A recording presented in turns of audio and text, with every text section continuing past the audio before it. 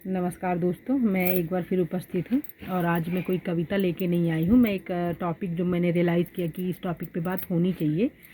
तो बस मैं ये टॉपिक लेके आ गई हूँ। जनरली क्या होता है कि अपने घर में कोई भी आता है, कभी कोई भिक्षा मांगने आते हैं, तो कभी कुछ पैसे तो कभी अनाज, ऐसा करके मेरे घर के सामने जब कभी कोई आता है तो मैं कभी खाली हाथ नहीं लौटाती हूँ। और अभी जनरली मैं जो चीज़ें पोस्ट करती हूँ, शॉर्ट्स हो या फिर वीडियोज़ हो, तो वो मैं अपना खुद का एक्सपीरियंस ही इस पे डालती हूँ।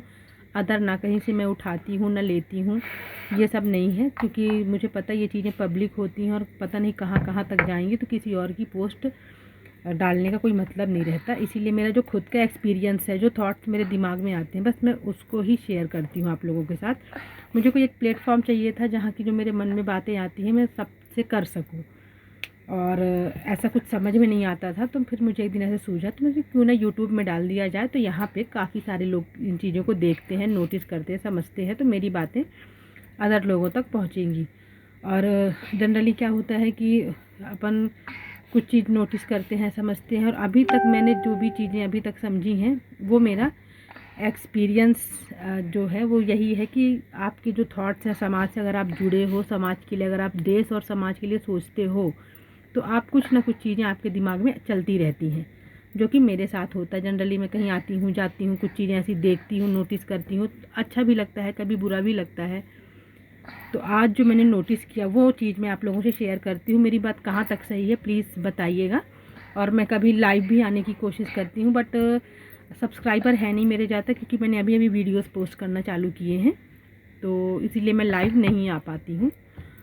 सब्सक्राइबर अगर बढ़ गया, ऐसा कुछ लगा, तो फिर कभी लाइव आके भी बातें होंगी। तो जो मेरा ये टॉपिक है वो ये है,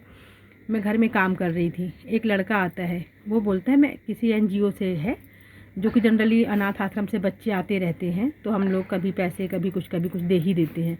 लेकिन उस दिन जो बच्चा आता है वो मुझे बिल्कुल उसका जो फेस था वो ना तो दयनीय लग रहा था, ना तो ऐसी मासूमियत लग रही थी, बल्कि मुझे उसका फेस एक क्रिमिनल टाइप का लग रहा था।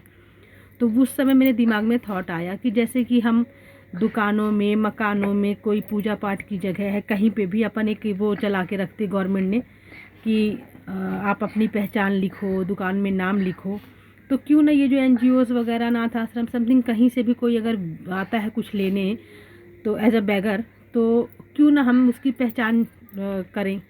हम उससे उसका आधार कार्ड ले लें, या फिर गवर्नमेंट से अगर कोई डॉक्यूमेंट इशू किया गया है उसको, तो वो हम देखें। तो मेनली मेरे ऑल ओवर मेरी बातों का मतलब बस ये है कि हम किसी को अगर भीख दे रहे हैं, कोई हमारे दरवाजे पे आ रहा है,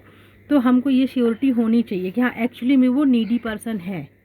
हमारे द्वारा दिया गया दान कहीं गलत जगह यूज़ ना हो, उसका कुछ भी मिसयूज़ ना किया जाए, कि हम तो यहाँ बड़े श्रद्धा भाव से दे रहे हैं कि भैया नीडी पर्सन है, हम दे रहे हैं, और हमारे ही दिए दान से हमको ही नुकसान हो। तो बस मेरी इतनी सी ही बात है कि जो हमारे यहाँ, या फिर हम रास्ते में, गली में, घाट में, इवन ट्रेन में, कहीं पे भी अगर हम किसी को कुछ दें, तो हमको बाकायदा उस पर्सन की जानकारी होनी चाहिए। ऐसा कोई रूल मेरे हिसाब से तो गवर्नमेंट के थ्रू या तो कहीं से कुछ करके होना चाहिए, कोई government issued document, something other चीज़ें कुछ